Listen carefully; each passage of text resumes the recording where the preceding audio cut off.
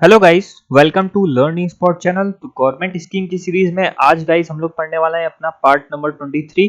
अभी तक 1 से लेकर 20 तक 2 तक सारे पार्ट्स कंप्लीट कर दिए गए और सारा पीडीएफ हमारे टेलीग्राम चैनल पर अपलोड कर दिया गया है। अगर आपने हमारे वीडियोस नहीं देखे हो तो यूट्यूब पे सब्सक्राइब कर लीजिए हमारा चैनल और टेलीग्राम चैनल से मोस्ट इंपॉर्टेंटली ऐड हो जाइए। तो आज की जो हमारी स्कीम है वो है national food security mission NFSM.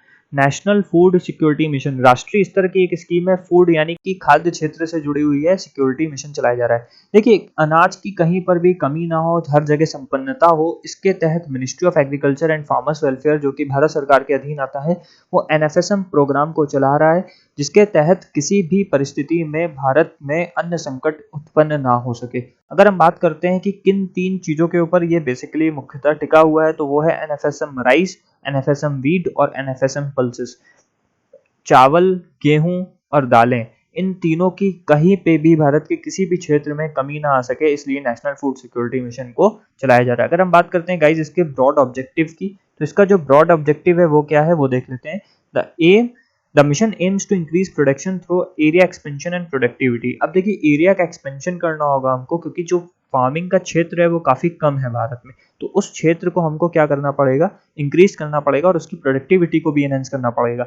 उसके बाद जो एम्प्लॉयमेंट अपॉर्चुनिटीज हैं वो काफी कम होती जा रही हैं आजकल कृषि के क्षेत्र में। लोग कृषि से प्राइमरी सेक्टर से सेकेंडरी सेक्टर की तरफ ट्रांसफर हो रहे हैं, भाग रहे हैं, तो उस चीज को भी हमको देखना रहेगा। And enhance the farm level economy, ठीक है, यानी फार्म से जो प्रॉफिट्स होते हैं यानी उसकी जो इकोनॉमी है उसको भी मजबूत करना पड़ेगा, जिससे फार्मर्स के अंदर एक कॉन्फिडेंस जनरेट हो सके। ये बहुत जरूरी चीज है। मान लीजिए आप पढ़ाई कर रहे हैं, ठीक है, आप स्टडी कर रहे हैं, लेकिन अगर उस स्टडी का कोई फायदा ही नहीं हो रहा है, आपको कोई रिजल्ट ही नहीं मिल रहा है, तो आप क्यों पढ़ोगे? आप छोड़ दोगे उस पढ़ाई को एक पर्टिकुलर टाइम बाद। तो वही चीज है कि फार्मर इतनी मेहनत करता है, दिन धूप रात में मेहनत करता है, कड़ी मेहनत के बाद भी अगर उसको किसी भी प्रकार का फायदा ही नहीं होगा, उसकी इकोनॉमी मजबूत ही नहीं होगी, तो वो क्यों कृषि के क्षेत्र से जुड़ेगा? और आज के टाइम हमारा प्राइमरी सेक्टर बहुत मजबूत सेक्टर होना चाहिए।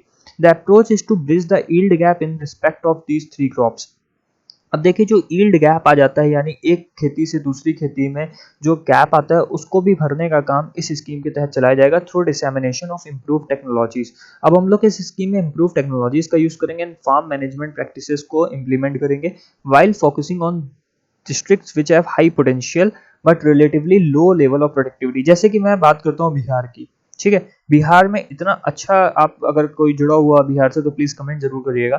वहां पर इतनी सारी रिवर्स हैं, इतनी अच्छी वहां की जो सॉइल है उसकी प्रोडक्टिविटी है, स्टिल वहां पर multi varieties of food grains develop नहीं होती हैं। आपको जो ज्यादातर दिखेगा वो दिखेगा चावल, ठीक है, या मक्का दिखेगा, बट वहां पे वीट का उतना ज्यादा प्रोडक्शन नहीं होता है या अन्य चीज़ों का प्रोडक्शन नहीं होता है। सेकंड थिंग, वहाँ पर ये भी आपको एक देखने को मिलेगा कि जितना प्रोडक्शन वहाँ पर होना चाहिए यानी जितनी फार्म्स का प्रोड्यूस होना चाहिए वो भी उस लेवल पर, उस हाई पोटेंशियल पर नहीं हो पा रहा है। क्यों नहीं हो पा रहा है? फर्स्ट थिंग, वहाँ के फार्मर्स के पास उतनी इम्प्रूव टेक्नोलॉजीज नहीं है और वहाँ के फार्मर्स के पास अप्रोच नहीं है, वहाँ संसाधन नहीं पहुँच पा रहे हैं। तो वही इस स्कीम का प्रमुख उद्देश्य यही है एनएफएसएम का, ठीक है। अगर हम बात करें कि कौन सी मिनिस्ट्री इसको देख रही है तो ministry of agriculture and farmers welfare इसको गाइस देख रही है। तो हमारी ये स्कीम थी, अगर आपको पसंद आया हो तो प्लीज़ लाइक करिएगा, सब्सक्राइब करिएगा चैनल और शेयर भी करिएगा। Thank you, God bless you.